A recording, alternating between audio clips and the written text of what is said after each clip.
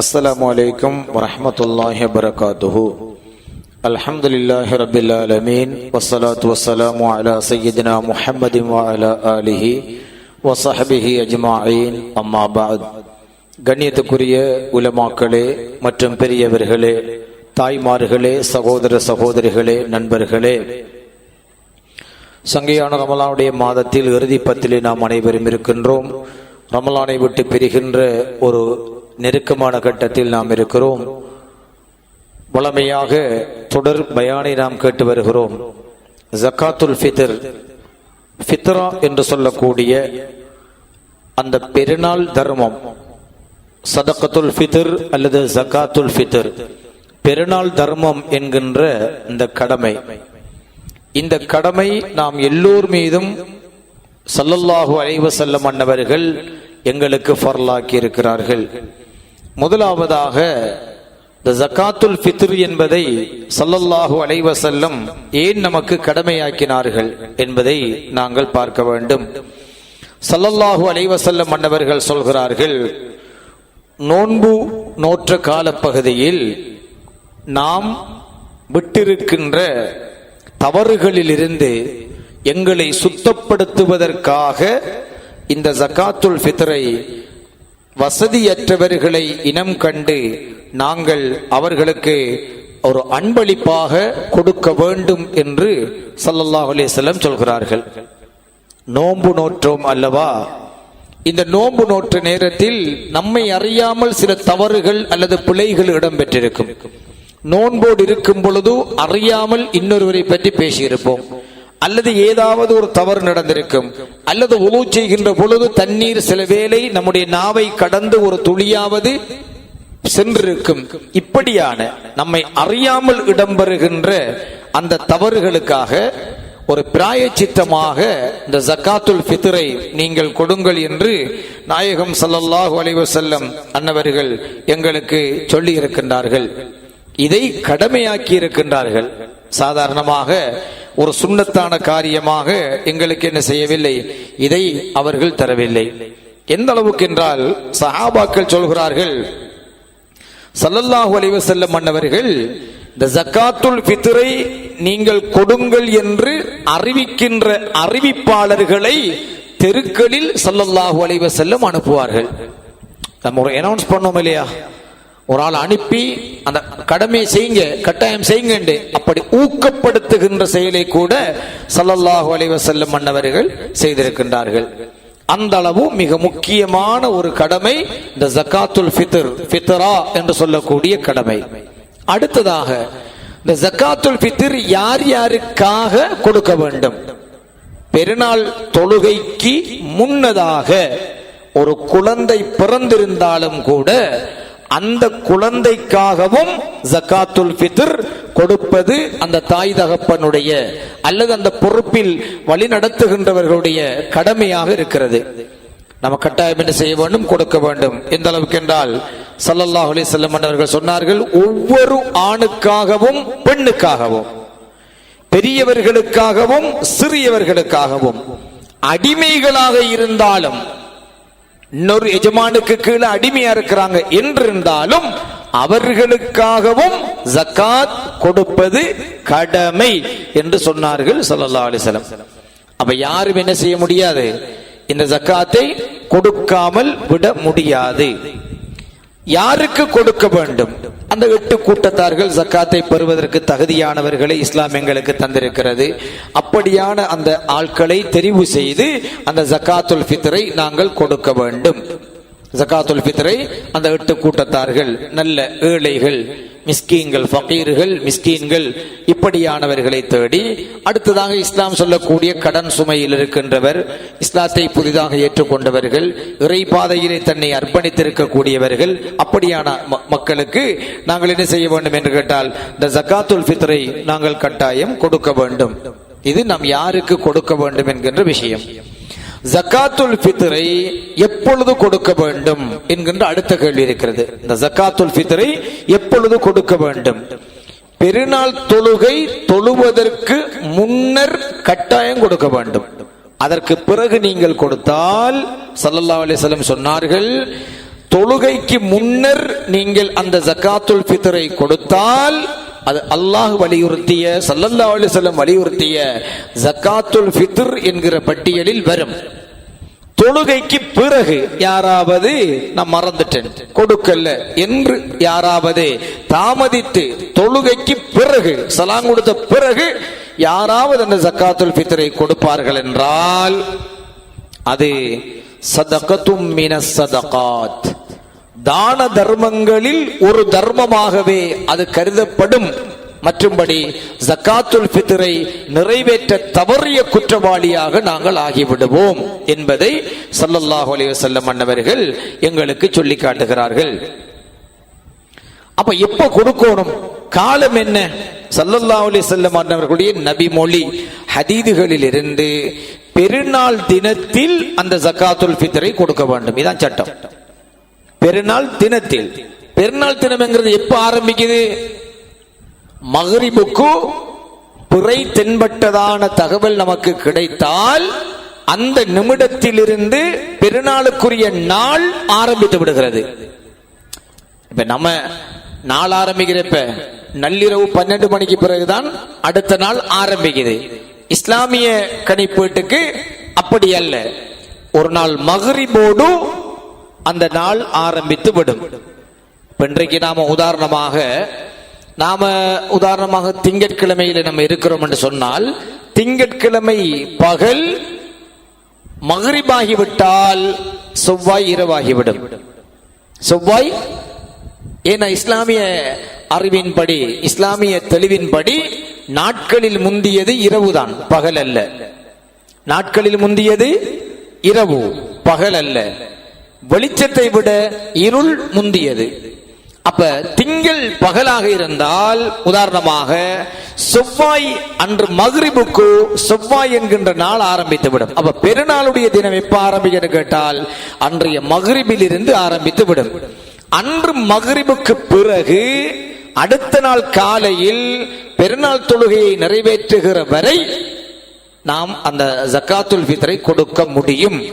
அதிலும் அன்று காலையில் சுபஹுக்கு பிறகு பெருநாள் தொழுகைக்கு முதல் இருக்கின்ற அந்த நேரம் இருக்கிறது, சுபஹு தொழுகைக்கு பிறகு பெருநாள் தொழுகைக்கு முதல் எவ்வளவு நேரம் இருக்கும்? ஒரு 1.5 மணித்தியால கெப் இருக்கும். ஒரு 1 மணித்தியாலம் 1.5 மணித்தியால இடைவெளி தான் இருக்கும். ஏனால் பெருநாள் தொழுகைங்கிறது சூரியன் உதித்து ஒரு குறிப்பிட்ட அரை மணித்தியாலங்கள் அல்லது 40 நிமிடங்கள் ஆன உடனே தொழ வேண்டிய தொழுகை. இப்ப நம்ம பிரதேசங்கள் அல்லது நாட்டில அந்த மக்கள் திரள வேண்டும் என்பதற்காக, தூர இடங்களிலிருந்து வர வேண்டியவர்களுக்காக காத்து கொண்டிருக்கிற இப்படியான விஷயங்கள்ல ஒருவேளை 7 மணி 8 மணி என்று 2 மணித்தியாலம் 2.5 மணித்தியாலமாக அந்த நேரங்கள் தாமதிக்கின்றது. அதை முழுமையாக தவிர்க்க வேண்டும். அது சுன்னத்துக்கு மாற்றமான விடயம். பழமையா சஹரு கிளம்பி பழகினாக்களுக்கு சஹரு கிளம்பி தஹஜ்ஜுத தொழுது சுபஹ தொழுது முடிஞ்சோடனே தயாராகி நேர காலத்தோட பெருநாள் தொழுகைக்கு வர்றதுல என்ன தடை இருக்குது? என்ன தாமதம் இருக்குது? இது நாங்கள் புரிந்து கொள்ள வேண்டும். எனவே பெருநாளுடைய தினம் மக்ரிபில் இருந்து அடுத்த நாள் காலையில் பெருநாள் தொழுகை தொழுகின்றதற்கு முன்னாடி வரை ஜகாத்துல் ஃபித்ரை கொடுக்க முடியும். அதிலும் குறிப்பாக அந்த பெருநாள் தொழுகைக்கு தொழுவதற்கு முன்னர் உள்ள நேரத்தில் கொடுப்பது சிறந்தது. இது முதலாவது விஷயம். இரண்டாவது, இப்னு அப்பாஸ் ரலியல்லாஹு தஆலா அன்ஹு, இப்னு உமர் ரலியல்லாஹு தஆலா மற்றும் சஹாபாக்கள் ஒரு கருத்துக்கு வருகிறார்கள். என்னவென்று கேட்டால், யாருக்காவது அந்த உரிய நேரத்துக்கு கொடுக்கிறது தவறி போயிரும் என்று அச்சம் இருந்தால் பெருநாள் தினத்துக்கு 1 நாள் அல்லது 2 நாள் முன்னாடி இந்த ஜகாத்துல் ஃபித்ரை கொடுப்பது ஆகும். கொடுங்கன்னு சொல்லல, ஆகும். பிற 28 பிற 29 யாராவது கொடுத்தாலும் அது சரி, ஆகுமானதுதான் என்று ஒரு கருத்தை சஹாபாக்கள் எங்களுக்கு தருகிறார்கள். ஆக இந்த ஜகாத்துல் ஃபித்ர் என்பதை நாங்கள் என்ன செய்ய வேண்டும்? கொடுக்க வேண்டும். கொடுக்க வேண்டிய நேரம் இது. எதை கொடுப்பது? அடுத்ததாக ஜகாத்துல் ஃபித்ராக எதை கொடுப்பது? அந்த நாட்டினுடைய அல்லது அந்த பிரதேசத்தினுடைய மக்களுடைய பிரதான தானியமாக எது இருக்கிறதோ அதை கொடுக்க வேண்டும். இப்ப சஹாபாக்களுடைய காலத்துல கோதுமை இருந்தது, ஈத்தம்பழம் இருந்தது என்றால் அவர்கள் அதை கொடுப்பார்கள். நம்முடைய நாட்டில் அரிசி பிரதான தானியம் என்றால் அந்த அரிசியை கொடுக்க வேண்டும். அது இஸ்லாம் சொல்லக்கூடிய அளவுக்கு அந்த அளவுக்கு இஸ்லாத்துல இந்த சாழ் முத்து இது மாதிரியான அளவு இருக்குது. நம்மட பாஷையில அங்க அரபுல சொல்லுவாங்க முத்து வம்பாங்க, நாம இங்க கொத்து வம்போம். சுண்டு கொத்து மரிக்கால் புசல் என்ற ஒரு கணக்கு இருக்கு நம்மகிட்ட இல்லையா? எனவே 2 கொத்து தானியங்களை நாங்கள் ஜக்காத்துல் ஃபித்ராக கொடுக்க வேண்டும். இந்த 2 கொத்து என்பது அண்ணளவாக 2.5 கிலோ அரிசியாக அது மதிக்கப்படுகிறது. 2.5 கிலோ அரிசியாக அது மதிக்கப்படுகிறது. அப்ப நாம இலங்கையில பிரதான தானியமான அரிசியை கொடுக்க வேண்டும். அதுவும் 2.5 கிலோ அளவு கொடுக்கும் பொழுது 2 கொத்துக்குரிய அளவு வரும்.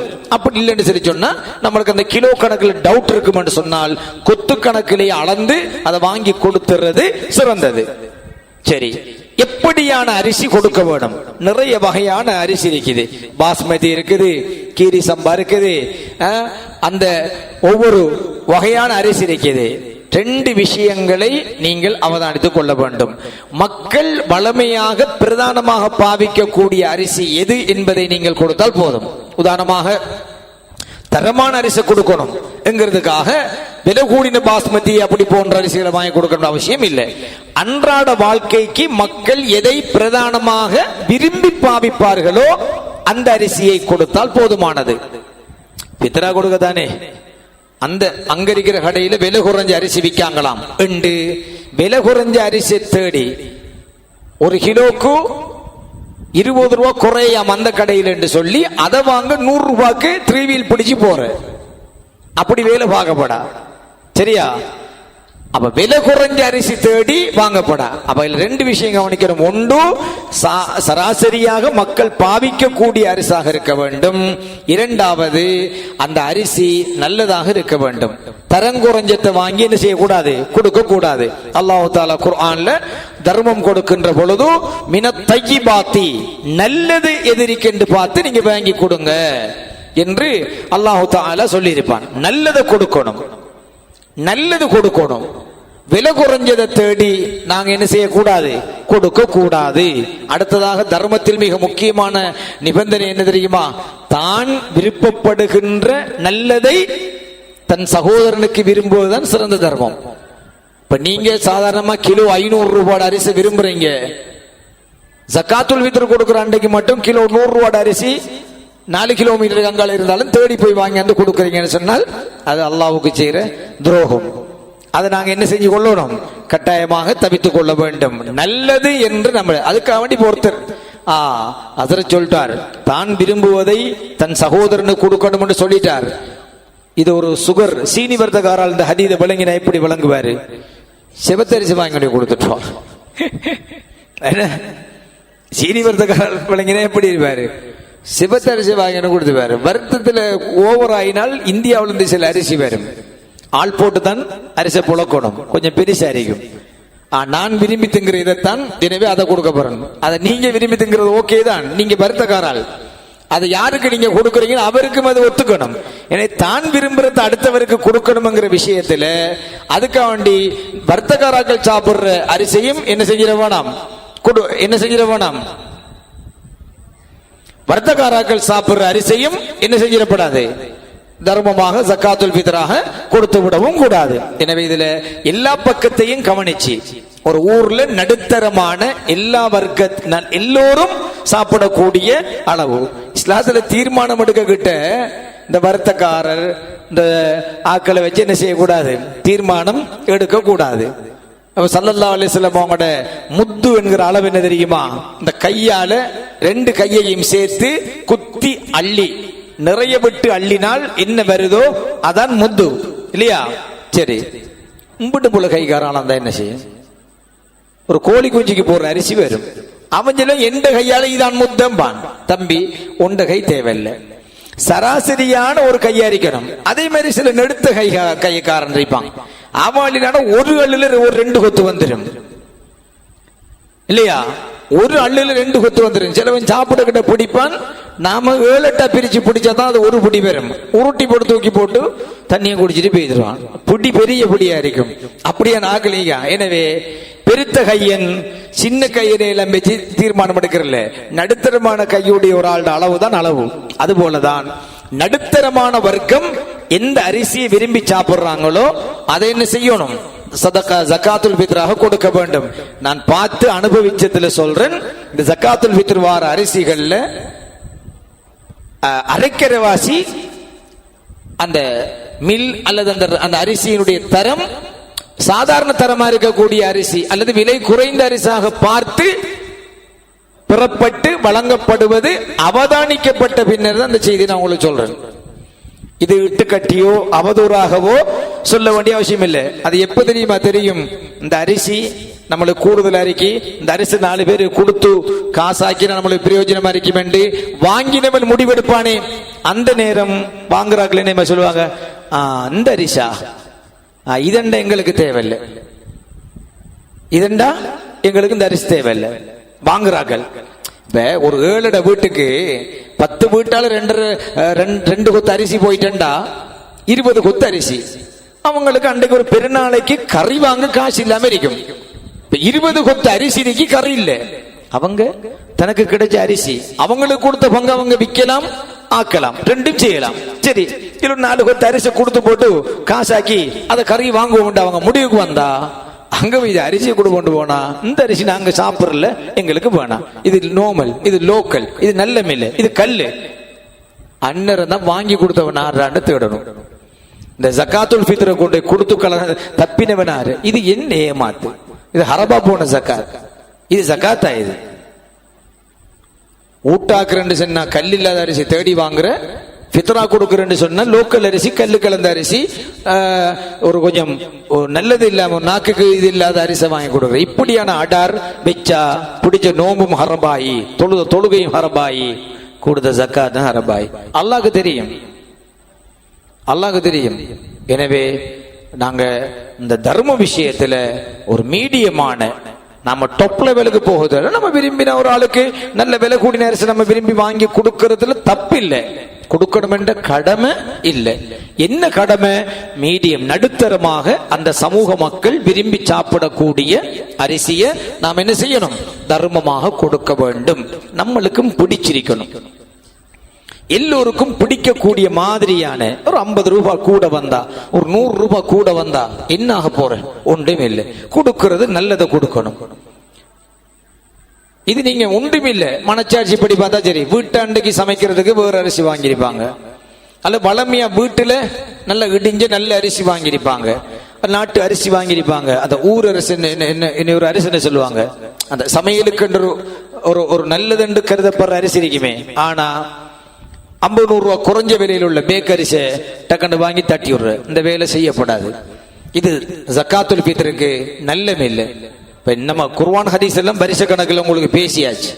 இப்ப சொல்ல வேண்டியது நடைமுறை, மக்களுக்கு இருக்கிற தவறுகள் குறைகளை தான் இப்ப நாம பேச வேணும். ஏன்னா நம்ம அதிலிருந்து நம்மளை நாம பாதுகாக்கணும். எனவே ஜக்காத்துல் ஃபித்ர் விஷயத்துல நீங்கள் மிக பக்குவமாக நடக்க வேண்டும் என்பதை இந்த விஷயத்தில் உங்களுக்கு நான் வசியத்தாக சொல்லிக் கொள்ளுகிறேன். ஸல்லல்லாஹு அலைஹி வஸல்லம் சொன்னார்கள், நீங்கள் அந்த ஜக்காத்துல் ஃபித்ரை முடிந்தால் பெருநாள் தினத்திலே ஏழை எளிய மக்கள் அல்லது அதுக்குரியவர்களுக்கு நீங்கள் எடுத்துக்கொண்டு கொடுங்கள். அப்படி கொடுத்தால் 2 விதமான ஹதீஸ் நான் பார்த்திருக்கேன். அக்னூஹும் அனிஸ் சுஆலி, இன்னொரு ஹதீஸ் பார்த்திருக்கிறேன் அக்னூஹும் அனித் தவாஃபி. இந்த 2 ஹதீஸ் நான் பார்த்திருக்கிறேன். ஹதீஸ் கிரந்தங்கள்ல சில நேரங்கள்ல இப்படி எப்படியும் பாரது வழக்கம் தான். சரி, எப்படியோ செய்தி என்னென்று கேட்டால், அன்றைய பெருநாள் தினத்தில் வசதியற்ற மக்கள் தங்கள் தேவையை நிவர்த்தி பண்ணுவதற்காக அன்றைய பெருநாள் தினத்தில் யாசகம் கேட்டு செல்வதை அவர்களுக்கு இல்லாமலாக்கி விடுங்கள். அப்ப நீங்க சதக்காவை கொடுத்தீங்கன்னா அன்றைக்கு சாப்பாட்டு பாட்டுக்கு அவங்க ஹதியா கேட்டு யாட்டியாவது போறது, யாசகம் கேட்டு போறது தடுக்கப்படுமா இல்லையா? அடுத்து இது ஒரு விஷயம். 2வது, அகுனூஹும் அனி தவாஃபி, அவர்கள் இந்த ஊரு சுத்தி அங்கஞ்ச சுத்தி திரிஞ்சு அந்த இரணத்துக்காக அலைமோதக்கூடிய ஒரு உணவுக்காக அந்த மக்கள் அலைந்து திரியக்கூடிய அந்த நிலையிலிருந்து அவர்களை தேவையறச் செய்து விடுங்கள் என்றும் ஸல்லல்லாஹு அலைஹி வஸல்லம் சொன்னதாக அந்த ஹதீதை நான் பார்த்திருக்கிறேன். அதனால பெருநாள் தினத்துல நீங்க அந்த கொடுங்க. அடுத்தது, நீங்க கொடுத்து விட்டால், நீங்க ஸகாத்துல் ஃபித்ர் நீங்க கொடுத்துட்டீங்க, யாராவது அதுக்குரியவங்க வாங்கிட்டாங்க, அதுக்கு பிறகு அவங்க என்னையும் அதை செய்யலாம். அவங்களோட தேவைக்காக விற்கலாம், அல்லது சாப்பாட்டுக்காக சமைக்கலாம். அவங்க வசதியற்றவர்கள் என்று நீங்கள் கருதிவிட்டால், அல்லது அந்த 8 கூட்டத்தில் ஏதோ ஒரு வகையில் தகுதியானவர்கள் நீங்கள் கருதிவிட்டால், அதை கொடுத்து விட்டால், அதுக்கு பிறகு நான் தந்த அரிசைத்தான் நீ ஆக்கணும் என்று சட்டம் வச்சப்படாது. அதுக்கு வேற ஒரு பாஸ்மதியை 2 கிலோ வாங்கி கொடுங்க, அது சந்தோஷம். நாம சதக்காவை நம்மட ஹக்க கொடுத்துட்டோம்னு, சக்காத்தை கொடுத்துட்டோம்னா நிபந்தனை நம்ம போடுறதுக்கு அங்க போக கூடாது. இதுல கவனிக்க வேண்டிய விஷயம், ஒரு நவீனமா ஒரு சட்டம் வந்திருக்கு. சமீபத்துல கூட இந்த சமூக வலைத்தளங்கள்ல பார்த்தேன். என்னன்னு கேட்டால், அந்த ஜகாத்துல் ஃபித்ருடைய பங்கு 800 ரூபாய் இலங்கை காசு, இந்த முறை 800 ரூபாவாம் என்று யாரோ ஒரு பேர் போட்டிருந்தார். ஒரு மௌலவியோ, நான் அதை கவனிக்கல, அந்த போஸ்ட பார்த்தேன். இந்த காசை கொடுக்குற, தானியத்தை கொடுக்காம காசை கொடுக்குற, நான் அறிந்த வரைக்கும் ஸல்லல்லாஹு அலைஹி வஸல்லம் அன்னவர்கள் அந்த பெருமதி காசை கொடுக்கிற ஜகாத்துல் ஃபித்ர் உண்டு ஸல்லல்லாஹு அலைஹி வஸல்லம் தரல. அறிஞர்கள் கூட அப்படி யாரும் அனுமதி கொடுக்கல. ஒரு சில அறிஞர்கள், ஒரு சிலர் அதை கொடுக்கலாம் என்று ஒரு கருத்துக்கு வந்திருக்கிறாங்க. ஆனா யாருமே அந்த தானியமாகத்தான் கொடுக்க வேண்டும் என்கிறத மறுக்கவும் இல்லை, அதுதான் சட்டம் என்கிறத மாற்றவும் இல்லை. ஒன்றை புரிஞ்சு கொள்ளுங்க, மனித இயல்புல ஒரு சின்ன இடைவெளி கொடுத்தா அவன் அந்த இடைவெளியை வச்சு எல்லாத்தையும் மாத்துவான். ஜகாத்துல் ஃபித்ர் தானியமா கொடுக்கிறதுக்கு பதிலா 800 ரூபாய் அரிசி கொடுங்க, அந்த பெருமதியை கொடுங்கன்னு சொல்லி அதை கொண்டு வர்றது ஒரு சாதாரண விஷயம் என்று வச்சு கொள்வோமே. சாதாரண விஷயம் இல்ல, தானியம் தான் கொடுக்கணும். அது இரண்டாம் கருத்தாக ஒரு சிலருடைய கருத்து, அதை விடுங்க, தெளிவா முன்னுக்கு இருக்கு, அதை பின்பற்றுங்க, அதோட முடிச்சு. சரி, ஒத்தமான் தான் ஹஸ்ரத், எனக்கு ஆம்பளை பிள்ளை பிறந்தேக்கு அல்ஹம்துலில்லாஹ் மாஷா அல்லாஹ், அகீகா கொடுக்கணும் 2 ஆடு. ஒரு ஆட்டுக்கு 30,000 ரூபாய், 2 ஆட்டுக்கு 60,000 ரூபாய் வருது. எனவே நான் அந்த 60,000 ரூபாய் காசையும் ஒரு 60 ஏழைக்கு 1000 ரூபாய் படி பிரிச்சு கொடுக்கட்டா? பெருமானம் ஆட்டிட பெருமதிக்கு அக்கீக்கா பிரிச்சு கொடுத்து. இல்ல, அப்படி செய்யப்பட்ட ஸல்லல்லாஹு அலைஹி வஸல்லம் ஆடுதான் கொடுக்க சொல்லிக்கிறாங்கடா. அவங்க நீ போட நோம்புக்கு சொன்னலடா மௌலவி, அரிசியில பெருமதி காசு கொடுக்கலாம் சொன்னல. ஓ, அப்ப இறைச்சியில பெருமதி காசு கொடுக்கலாம் தானே? அரிசிக்கு வேற இஸ்லாம், இறைச்சிக்கு வேற இஸ்லாம் கேட்டாண்டா என்ன சொல்ற வேட? இது ரெண்டாவது. அரிசிக்கு ஓம்பட்டமண்டா ஆடு பாவம், இறைச்சி பாவம், இது பரவாயில்ல. மூணாவது ஏதாவது இன்னொன்று அள்ளிக்கருவான். அல்லாஹ் ஏதாவது சொன்ன உண்டு என்ன செய்வான்? இன்னொன்று அள்ளிக்கருவான். நாலாவது இன்னொன்று அள்ளிக்கருவான். மனுஷன் கோணலா யோசிக்கிறவன் தானே. இஸ்லாம் என்ன நோக்கத்துல உண்ட சொல்லுதோ அதை விட்டு போட்டு வேற மாதிரியா கடுமையா யோசிப்பானவள். கடுமையா ஒருத்தன் போய் கேட்டுக்கிறான் ஒரு ஆலிம கிட்ட, ஆலிம் இந்த சொர்க்கத்தில் நம்மட மனம் விரும்பின எல்லாமே கிடைக்குமாம் என்று சொல்லி, சொர்க்கத்துல நம்மட மனதுக்கு விருப்பமான எல்லாம் கிடைக்கும் என்று சொல்லி இஸ்லாம் சொல்லுதாமே. ஓ, உண்மைதானே? அவன் தகன கேட்டுக்கிறான், சொர்க்கத்துல சிகரெட் கிடைக்குமான்னு அடிக்க. இந்த ஆலிமுக்கு அஞ்சும் கேட்டு அறிவும் கேட்டு நல்லா இருந்துருவான். கேள்வி பாத்தீங்களா? உடனே ஆலிமு இவனுக்கு பேர் என்ன சொல்ற? தம்பி, சொர்க்கத்துல சிகரெட்டுன்னு கேட்டா கிடைக்கும், ஆனா கொளுத்துறண்டா நீ நரகத்துக்கு போகணும், நெஞ்ச நெருப்பு இல்லை. சொர்க்கத்துல உண்ட விருப்பத்துக்கு சிகரெட் கேட்டேன்னா கிடைக்கும். அது ஆலிம் அவனை மடுக்கிறது சொன்ன. ஆனா அதை நீ கொளுத்துறன்னு சொன்னா நெருப்பு வேணுமே, அதுக்கு நீ நரகத்துக்கு போகணும். ரெடி என்ன பிரச்சனை இல்லை. இப்படி அப்ப அல்லாஹ் தஆலா என்ன நோக்கத்துல சொன்னா நீங்க விரும்பக்கூடிய எல்லாம் கிடைக்கும் என்று ஸல்லல்லாஹு அலைஹி வஸல்லம் என்ன நோக்கத்துல? அப்ப நாம இஸ்லாத்துல இது தேவையில்லாத ஆணி என்று நம்ம உண்ட புடுங்கினா கூரகலண்டு மண்டையில உள்ள கட்டமும் வரும். இது தேவையில்லாத ஆணி என்று நம்ம ஒரு ஆணியை புடுங்கிடுவோம். கூறு கலண்டு மண்டையில உள்ள கட்டம் வரும். அதனால இஸ்லாம் அதிர பாட்டில் இருக்கட்டும், அல்லாஹ்வுக்காக ஓடுங்க. சரி, ஒரு ஆலிம் வந்து சொல்றாரு, அரிசியும் கொடுக்கலாம், அரிசியில விலைக்கு காசும் கொடுக்கலாமங்காரா. தம்பி, ரெண்டுல எது முடிவு? அரிசி ஓடு, காசி கொடுக்கறல்ல, முடிவு, விஷயம் முடிஞ்சு. எனவே தானியமாக கொடுக்கணும். அது அந்த எடுக்கிறவருக்கு ஒருவேளை தேவைன்னா அதை கொடுத்து காசாக கிட்ட 19 ரூபா குறையுங்கிற விஷயத்தை நம்ம அதை ஒன்றும் பார்க்கல. நம்ம விலையை பார்த்து சூழலை பார்த்தா முடிவெடுக்கிற. இஸ்லாம் குடுன்னு சொன்னா குடு, அவ்வளவுதான். இதுக்காக நம்மளுக்கு ஒன்றும் செய்யல. எனவே இந்த ஜக்காத்துல் ஃபித்ர் விஷயத்துல மிச்சம் பக்குவமா, கவனமா, அவதானமா, பேணுதலா இன்ஷா அல்லாஹ் பெருநாள் தொழுகைக்கு முன்னாடி உங்களுக்கு ஒரு நாள் அல்லது 2 நாள் முன்னாடி கொடுக்கறதுக்கும் அனுமதி இருக்கிறது விரும்பினா. ஏன்னா உண்மையா பெருநாள் அன்றைய காலையில இந்த அரிசி எடுத்துட்டு உரியாக்களை தேடி போய் கொடுத்து பள்ளிக்கு டைமுக்கு தொலை போறங்கிறது கொஞ்சம் சிரமமான டைம் தான். எனவே உங்களால் முடியுமானது எது சாத்தியமானதோ இங்க இருக்கின்ற சட்ட திட்டங்களில் நீங்கள் முடியுமானதை செய்து கொள்ளுங்கள். எல்லாம் வல்ல அல்லாஹ் சுப்ஹானஹு வ தஆலா இந்த ஜகாத்துல் ஃபித்ரின் மூலமாக நாம் நோற்று நோன்பையும் ஏற்று அதில் ஏற்பட்ட தவறுகளையும் அல்லாஹு தஆலா மன்னித்து அது ஏற்பட்ட பிழைகள் பாவ குற்றங்களையும் குறைபாடுகளையும் அல்லாஹு தஆலா மன்னித்து அந்த தர்மத்தின் மூலம் வசதியற்ற மக்களுக்கு ஒரு பெருமதியை சேர்க்கக்கூடிய நன்மையாக எல்லாம் வல்ல அல்லாஹ் நம் அனைவருக்கும் தந்தருள் புரிவானாக. ஆமீன் யா ரப்பல் ஆலமீன். வல்ஹம்துலில்லாஹி ரப்பில் ஆலமீன். வஸ்ஸலாமு அலைக்கும் வரஹ்மத்துல்லாஹி வபரகாத்துஹு.